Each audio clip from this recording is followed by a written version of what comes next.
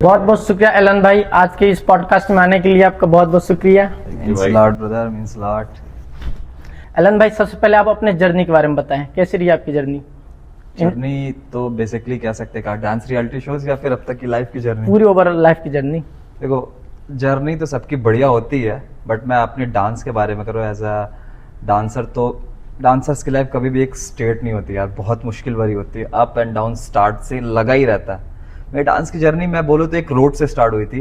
Basically मेरे को dance का उतना ज़्यादा पता नहीं था, बट मेरे जो फर्स्ट टीचर थे, आई डोंट नो क्या देखा उन्होंने मेरे में, क्या नहीं देखा। मैं से जस्ट सड़क पे वॉक कर रहा था, आई थिंक आउटफिट मेरा वैसा था क्योंकि मेरे को शायद आउटफिट शुरू से वैसा पसंद था। तो मेरे जो टीचर थे, फर्स्ट टीचर कह सकते हो, तो उन्होंने पता नहीं क्या देखा, रैंडमली मेरे से पूछा तुम डांस करोगे क्या?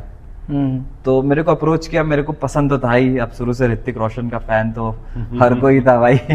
तो मैंने कहा हाँ ठीक है करते हैं। तो फर्स्ट ऑफ ऑल मैं गया अपने डांस क्लास में, मैंने देखा वहाँ का सीन, तो फिर मेरे को थोड़ा थोड़ा सा और इंटरेस्ट आने लगा। स्टार्टिंग में तो मैंने इतना लोड नहीं लिया था, बट धीरे धीरे धीरे धीरे धीरे धीरे डांस का पागलपन इतना। तो आप डिसाइड कब कि नहीं मेरे को डांसर ही बनना है, कोरियोग्राफर ही बनना है? कह सकते हैं जब मैंने फर्स्ट ऑफ ऑल सबसे पहले राघव जुएल को देखा था।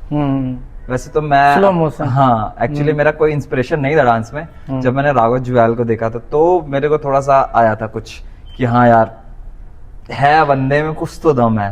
तो राघव जुएल टाइम पे क्रेज भी रहा है, राघव जुएल का एक अलग ही क्रेज रहा है उस टाइम पे, स्लो मोशन की वजह से एक अलग ही वो था। तो कैसा रहता है फ्यूचर, कैसा है डांस का, मतलब एक करियर की तरह से देखा जाए तो किस तरीके से है? पहले का तो मैं नहीं बता सकता, बट राइट नाउ अभी जैसा कंडीशन चल रहा है डांस में फ्यूचर हर तरफ से बहुत ही बेहतर है, बहुत ही आगे तक का फ्यूचर है। बट डिपेंड करता है आपका गोल क्या है। कुछ गोल्स होते हैं जो आपको कोरियोग्राफी लाइन में जानी होती है, कुछ गोल्स होते हैं जो आप वैसे कर सकते हो, टीचर के रूप में ले सकते हो, ठीक है। कुछ गोल्स आपके वैसे होते हैं कि आप इंटरनेशनली परफॉर्म करते हो, अपने इंडिया को रिप्रेजेंट करते हो। तो कई क्राइटेरिया हैं डांस के, वो आप पे डिपेंड करता है आप चूज क्या करते हैं। बेटर मैटर ये कहता है क्योंकि बहुत से आर्टिस्ट, देखो मेन मुद्दा होता है कोई भी आर्टिस्ट होता है कमाना, पैसा उसका पहला वो प्रायोरिटी होती है।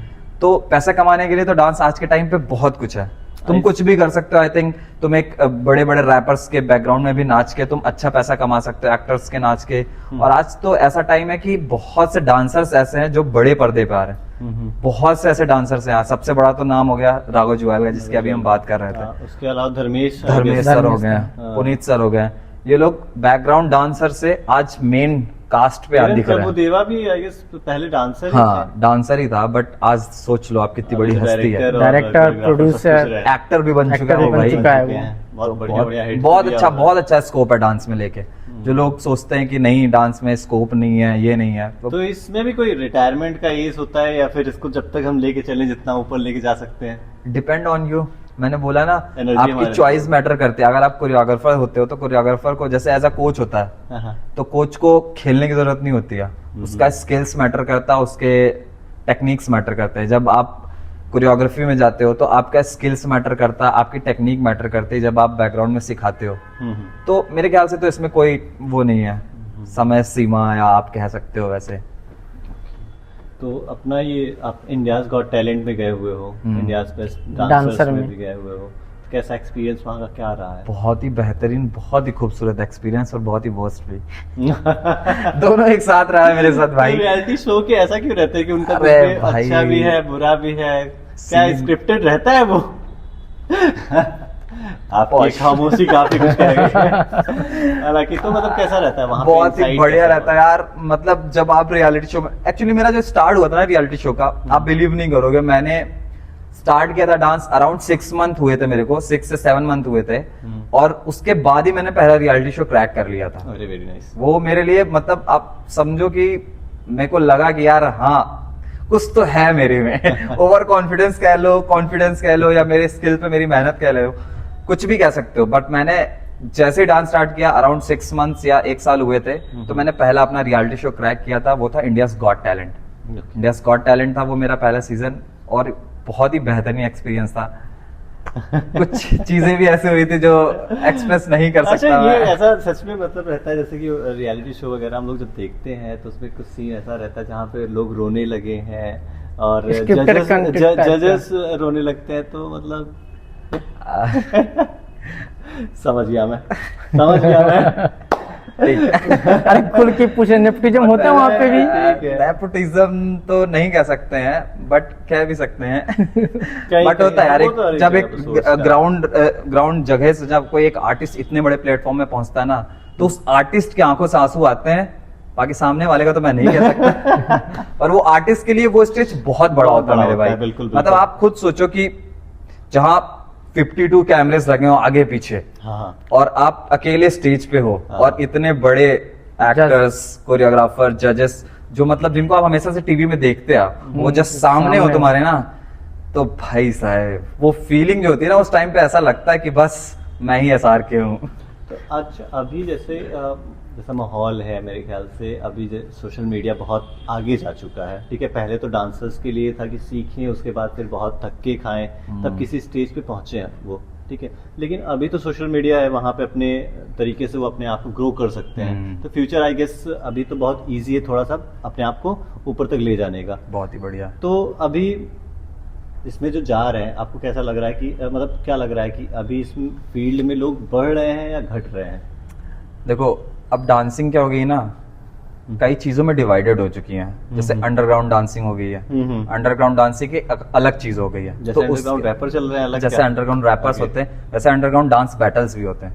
तो अच्छा। वो कम्युनिटी बहुत अलग है, हाँ। कमर्शियल की कम्युनिटी बहुत अलग है, हाँ। और एक स्टेज शोज होते हैं हाँ। उसकी कम्युनिटी बहुत अलग है। Okay. तो ये तीनों चीज डिवाइडेड है अपने में। जो अंडरग्राउंड डांसर होते हैं बेसिकली, अब तो आने लगे हैं बहुत से अंडरग्राउंड डांसर्स जो है कमर्शियल में दिखने लगे हैं, टीवी में दिखने लगे हैं। बट मेरे ख्याल से मैंने भी किया अंडरग्राउंड्स बहुत सारे किए हैं, तो उनकी मेंटालिटी ऐसी होती है कि रियलिटी मतलब अच्छा, उनके लिए नेपोटिज्म, फेक, उनको हाँ। वो उनका जो टैलेंट होता है ना, वो वहां दिख नहीं पाता है। सारे फील्ड्स का यही एक तरीका बिल्कुल। और जो कमर्शियल डांसर होते हैं, जैसे कोरियोग्राफर्स डांसर उनके होते लिए हैं, underground उनके लिए वाले- अंडरग्राउंड बिल्कुल नहीं है। मैटर ही नहीं मैं करता तो है। सीधा कहता हूँ है ही नहीं। अगर आप तुम सोच रहे हो कि एक 2-4 स्टेप तुमने एक कॉम्बो बना के बैटल्स में परफॉर्म करने गए, तो वहां लाइव परफॉर्मेंस होती है, हाँ। लाइव गैदरिंग होती है, लाइव क्राउड होता है, और वहां का जो सीन होता है ना भाई। अच्छा, मैंने जैसे देखा हुआ है कि अभी तो दिल्ली वगैरह में या फिर कई सिटीज में है जहाँ पे अब डांसर्स किसी एक प्लेस पे अपना म्यूजिक बजाते हैं, उस जगह पे अपना डांस करते हैं, उसको अपने आप को उस तरीके से भी ग्रो करते हैं, रिप्रेजेंट करते हैं। मतलब लाइव ऑडियंस एक तरीके से हम थिएटर ही, मैं तो उसको थिएटर के तरीके से लेता हूँ कि आप एक जगह पे अपना ऑडियंस ऑन टाइम गैदर कर रहे हो। अगर आप अच्छा कर रहे हो तभी लोग इकट्ठा होंगे, वरना तो हंस के चले जाते हैं। तो उस तरीके से है। तो ये इस चीज को आप किस तरीके से देखते हैं? देखो, जो एक अंडरग्राउंड आर्टिस्ट होता है या फिर एक डांसर होता है जो कमर्शियल नहीं करता है ना, देखो डांस जो है ना निकला हुआ स्ट्रीट से, कुछ डांस स्टाइल है स्ट्रीट से निकली हुई है, तो लोग उस चीज को रिप्रेजेंट करते हैं स्ट्रीट में। उनका पॉइंट ऑफ व्यू, उनका सोचने का तरीका ये होता है, जो चीजें स्ट्रीट से निकली है मैं उस स्ट्रीट में प्रेजेंट करूं। और जो आर्टिस्ट स्ट्रीट में नाच रहा होता है ना, उसको उस गैदरिंग से मतलब नहीं होता, वो बस अपने आप को रिप्रेजेंट करता होता है स्ट्रीट में। हाँ, जैसे कि हम लोग बस्किंग सुना होगा आपने, बस्किंग जो आप ये चीजें कह रहे हो ना, वो बस्किंग कहलाती है। अच्छा। और बस्किंग मेरे ख्याल से इंडिया में आज से नहीं, एशियंट्स टाइम से चलती आ रही है। बस्किंग आप कह सकते हो, बस्किंग उसको कहते हैं जब अपने आर्ट को रिप्रेजेंट करता है। हमने देखा होगा मदारियों को, हाँ, देखा होगा ना, हाँ। वो भी एक तरह से बस्किंग ही है। आपने वो देखा होगा मेले में बच्ची थाल के ऊपर चलती रहती है, हाँ, है ना, वो भी एक तरह से बस्किंग, वो भी अपने आर्ट को रिप्रेजेंट कर रही रहे है। हैं। एक कभी आपने सिंगर्स को देखा होगा, सिंगर्स गा के पैसे मारते, उसे भीख नहीं कह सकते हो आप। नहीं, वो अपने आर्ट को प्रेजेंट वो अपने आर्ट को रिप्रेजेंट करके अपने आर्ट के हिसाब से दे रहा है। बहुत से लोग होते हैं ना स्ट्रीट में जो डांस करता रहता है, गैदरिंग होती है, वो अपनी कैप रखा रहता है, तो पैसे देते हैं तो उसको भीख का नाम देते हैं। पर मेरे हिसाब से तो वो भीख नहीं नहीं, है, वो भीख वो नहीं अपने है, वो आर्ट अपने को आर्ट को रिप्रेजेंट करके फिर वो, और किसी से मांगता भी नहीं है जबरदस्ती तुम मुझे दो, वो किसी के सामने फैलाता नहीं है। तो बहुत से लोगों ने इस चीज को भी एक अलग मुद्दे पर रख रखा है कि स्ट्रीट पे जो नाच रहा है वो भीख मांग रहा है। बहुत से कमेंट्स मिलते हैं, बहुत सी चीजें ऐसी होती हैं। तो मेरे ख्याल से ऐसा तुम्हें पहले तो अपनी नजरिए को चेंज करना चाहिए। एक आर्टिस्ट को एक आर्टिस्ट की तरह से जब तुम देखने लगोगे ना, तो जाके चीजें चेंज होगी। यहाँ पे अभी तो अपने इंडिया में ऐसा है ना कि आर्टिस्ट को आर्टिस्ट के रूप में देखते नहीं है। बहुत ही चीजें ऐसी हैं। जब अब तक वही है कि बनता शाहरुख खान किसी को नहीं पसंद है, नहीं पसंद जब है, तक शाहरुख खान न बन जाए। बन ना जाए, और बनने के बाद कहता है ये बंदा तो मेरे सामने नाचता था, आवाज देखो भाई साहब। तो मतलब कितना वो डिफिकल्ट रहता है कि स्ट्रीट डांसर को फिर, या फिर आप रियलिटी शो में डांस करते हो, दोनों में कितना कंपटीशन रहता है या कितना डिफरेंस रहता है? देखो मैं बताता हूँ, जो स्ट्रीट परफॉर्मर होता है ना, वो कोरियोग्राफी की तरफ नहीं भागता। देखो कोरियोग्राफी अलग होती है और स्ट्रीट डांसिंग वो बहुत डिफरेंट चीज होगी। कोरियोग्राफी वो होती है जब एक साउंड को आप सुन के अपने माइंड में स्टेप्स को तैयार करते हो, ठीक है, एक एक चीज को स्किल्स के साथ प्रैक्टिस करते हो। अब मान ले मैंने ये स्टेप्स किया तो मैं इस म्यूजिक पे कैसे बिठा सकता हूँ, या मैं इसको आराम से कोरियोग्राफी में काउंट करके करूंगा। बट जब आप स्ट्रीट परफॉर्म करते हो ना, तो वो सॉन्ग के अकॉर्डिंग आप अपने चलते हो, ऑन बीट अपना चलता। वहां पे ये नहीं होता कि आपको यही करना है। And I guess street dancers का बेस्ट पार्ट ये है कि वो थोड़ा 2 सेकंड पहले चलता वो है, मतलब कि उनको एक रियलाइजेशन रहता है कि इस बीट के बाद ये बीट आएगी। नहीं, ये इंसान का एक आर्ट होता है अपना, इसको कहते हैं फ्री स्टाइलिंग। देखो फ्री स्टाइल भी 2 तरीके की होती है, जहां तक मुझे नॉलेज है, शायद मैं गलत भी हो सकता हूँ। फ्री स्टाइल 2 तरीके की होती है, एक नोन फ्री स्टाइल होती है, एक अननोन फ्री स्टाइल होती है। नोन फ्री स्टाइल आप उसको कह सकते हो जो आप गाने को बार बार सुनते हो या सुन रखा है आपने और आपको वो गाने को अच्छे से पता हो, आपका उस लिरिक्स को पता, बीट्स को पता हो। अब जब फ्री स्टाइल करते हो तो अपने बॉडी को आपको पता होता है कि नेक्स्ट बीट कैसी आ रही है, तो आप उस बीट के अकॉर्डिंग मूवमेंट कर सकते हो। और अननोन फ्री स्टाइल वैसी होती है जब आपको पता नहीं होता म्यूजिक क्या आने वाली है। अब जैसे हम इंडियंस हैं, हम इंडियन सॉन्ग्स ज्यादा सुनते हैं, हिंदी सॉन्ग। अब हमारे सामने कोई बंगाली सॉन्ग्स या तमिल सॉन्ग्स बजा दे तो हमें नहीं पता होगा कि क्या अगले उसकी लिरिक्स होने वाली है या कैसे क्या होने वाला। तो जब उस पे हम परफॉर्म करते हैं तो वो अननोन फ्री स्टाइल होती है। तो स्ट्रीट डांसर्स और कोरियोग्राफर्स में ये डिफरेंस होता है, बहुत ज्यादा डिफरेंस होता है मेरे हिसाब से। हमने आपकी एक वीडियो भी देखा था कि आप जब परफॉर्म करे थे इंडिया बेस्ट डांसर में, कि आपको ऑडिशन टाइम था, आप अपने मम्मी के साथ वहाँ पे पहुंचे हुए थे, वो क्या इमोशन था? आप काफी वो इमोशनल भी हो गए थे उस टाइम। एक लड़के का ड्रीम होता है ना अपनी माँ को दुनिया के सामने रिप्रेजेंट करना है। मेरा यही एक ड्रीम था कि अपनी माँ को पूरी दुनिया के सामने दिखाना। उनका भी सपना था कि मेरा बच्चा दिखे, पूरी दुनिया उसको देखे, और मैंने वो पूरा किया। वो जो इमोशन होता है ना भाई, मैं आई कांट एक्सप्रेस, आपको कोई नहीं एक्सप्लेन, कोई नहीं कर सकता, कोई नहीं कर सकता मेरे भाई। वो टाइम की फीलिंग थी ना, शिट मैन। जैसे अभी मैं एज ए कोरियोग्राफर अगर आपसे पूछे कि जब कई अभी डांसर आ रहे हैं, कई लोग अब आ रहे हैं, अभी सोशल मीडिया डांसिंग को ले लें या फिर क्या कहते हैं रियलिटी शो के डांसिंग को ले लें, उन दोनों में क्या डिफरेंस है अभी? बहुत जैसे कि बहुत रियलिटी 30 सेकेंड और 90 सेकेंड बहुत फर्क होता है मेरे भाई। 30 सेकेंड में आप कोरियोग्राफी कर रहे हो और कॉम्पिटिशन्स के लिए अपनी प्रिपरेशन कर रहे हो, तो वो बहुत डिफरेंट चीज हो गई है।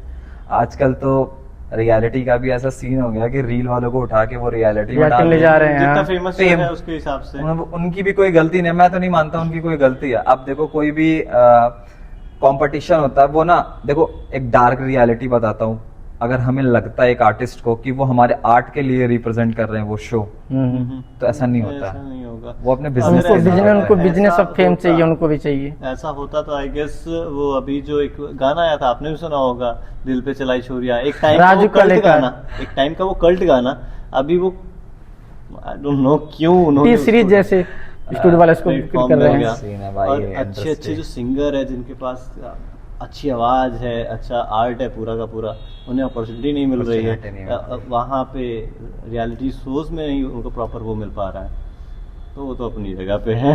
मुझे ऐसा लगता है हम अभी भी नहीं कह रहे हैं कि आपने कहा है हमसे कि स्क्रिप्टेड रहता है, हम अभी भी नहीं मान रहे हैं। नहीं, मैंने नहीं कहा, बिल्कुल भी नहीं कहा नहीं रहता है। बट मुझे ऐसा लगता है ना, कुछ चीजें किस्मत में भी होती हैं यार, बहुत मैटर करती हैं। बहुत से ऐसे डांसर्स आए रियलिटी शो में जो बहुत अच्छे डांसर्स थे, शायद वो आज फेम में नहीं है या सामने नहीं है, और बहुत से ऐसे अननोन डांसर्स हैं जो अच्छे डांसर्स नहीं थे, फिर भी वो आज दिख रहे हैं, प्रॉपर तरीके से दिख रहे हैं। रीजन क्या है इसका? फिर रीजन आप कुछ भी कह सकते हो, बहुत अच्छी किस्मत कह सकते हो या बहुत अच्छा पैसा कह सकते हो। जैसे कि मैं देखता मैंने कई बार देखा भी है कि आप क्या कहते हैं रियलिटी शो वाले जो रहते हैं वो कि डांस का रहता है आपको 3-4 मिनट का, लेकिन उसको खींच के आप 5 मिनट का 10 मिनट के 1 घंटे का बना देते, उस शो को बना देते हैं कि अगर आप डांस परफॉर्मेंस हो तो 5-10 रहते हैं, फिर उसके 1-1 घंटे 2-2 घंटे में कैसे रहता है? उसके बीच में फिर कंटेंट भी आ जाता है, जो सब क्या रहता है वो वो भी तो जरूरी है, उन्हें भी तो कमाना है यार। अरे मैं तो कहता हूँ भाई, अगर आप रियलिटी शो कभी करने जाओगे ना, तो वो एक एक बंदे पे बहुत पैसे खर्च करते हैं। आपका रहना, आपकी फूडिंग, आपका ट्रैवल, सब उन्हें देखना होता है। अब वो जेब से तो लगाएंगे नहीं यार, वो तुम्हारे थ्रू थोड़ा तो कमाएंगे ना, और फिर लास्ट में तुम्हें पैसे देते हैं जितना भी दे, लाखों, और उसके बाद आगे का काम तो फिर आपका कितना था? इसको नहीं बताते। पर अच्छा था, मजा आया। अभी बहुत धीरू भाई, अच्छी अभी थी। आपका आगे क्या क्या मतलब क्या आप- प्लान, अभी आप आगे क्या करना चाहते हो? फिलहाल तो देखो, मैंने ना, मेरा एक छोटा सा गोल था, मेरे को बहुत ज्यादा बड़ा डांसर नहीं बनना था, या बहुत ज्यादा फेम नहीं कमाना था, बहुत ज्यादा चीजें नहीं करनी थी। मेरा एक छोटा सा ड्रीम था टीवी पे आना, टीवी पे अपनी मम्मी को लेके जाना, अपनी मम्मी को दिखाना कैसी होती है ये छोटी सी दुनिया। वो मैंने पूरी कर ली। और डांस में इस वक्त सिर्फ अपनी खुशी के लिए, मेरे को पता है मैं बहुत टाइम से डांस से आउट हूँ। बहुत सारे लोग मुझे मैसेज करते, भाई वीडियोस नहीं आ रही हैं, भाई कहाँ हैं, भाई मिसिंग है, भाई कहाँ हो, क्या है, कैसा है। तो यार कभी मैंने डांस जब चालू किया ना, मैंने ये सोच के नहीं चालू किया था कि मुझे डांस से ये चाहिए, मुझे डांस से, मेरे को बस पसंद था डांस करना, बहुत पसंद था डांस करना। उस टाइम पे तो आया ही नहीं था कि मैं यहां तक जाऊंगा, मैं ये चीजें करूंगा, मैं वो चीजें करूंगा, कुछ भी नहीं था। बस मैंने डांस किया था, बस किस्मत थी या मेरी प्रैक्टिस थी या मेरा स्किल था, मुझे मुकाम मिलता चला गया। अभी कोई सेलिब्रिटी है वो जो कभी आपके कांटेक्ट में हो या फिर आपको बोलता हो, बताता हो कि धीरू आगे ये करना है, आपको ये करना है? बहुत सारे हैं। फेवरेट कौन था आपका वहाँ पे? कहाँ पे? वो रियलिटी शो में आपके फेवरेट कोई एक्टर था? एक्टर से तो नहीं, डांसर्स बहुत सारे मेरे फेवरेट्स थे। कांटेक्ट में है वो लोग? हाँ बिल्कुल, बहुत अच्छी मेरी बॉन्डिंग है, बहुत अच्छी फ्रेंडशिप है, बहुत अच्छी बात होती है उनसे। वो अभी भी मेरे को बोलते हैं, एलन कहाँ है, वीडियोस डाल, क्यों प्रैक्टिस नहीं करता, क्या होगा, मेरे से मिल, मेरे पास आ। मैं बोलता भैया मेरे को कोई टेंशन नहीं है, मैं बस डांस कर रहा हूँ, मेरे को अच्छे के लिए, मेरे को मजा आता है डांस करने में, मैं अकेले में नाच लेता हूँ, बिंदास कूल। किसके साथ आपका बेस्ट बनता है, मतलब डांसर हो या फिर कोई भी हो, जो आपका बेस्ट लगता हो कि ये वहाँ शो में जो आपको अच्छा लगता है? शो में या फिर मेरे लाइफ नहीं, में? नहीं, शो में शो में और फिर करियर में, मतलब आपको जो लगता है जहाँ से आपको काफी इंस्पिरेशन मिला है? देखो भाई मैं बताऊं ना, मेरा कोई वैसा इंस्पिरेशन नहीं रहा है कि मैं उससे लाइफ से लेके बहुत ज्यादा इंस्पायर हो जाऊं। जैसे बहुत से लोग होते हैं ना, बोलते हैं कि ये एक्टर मेरे लिए बहुत, मैं इसके लाइफ से बहुत इंस्पायर हूँ, वो नहीं, मैं किसी से नहीं हूँ भाई।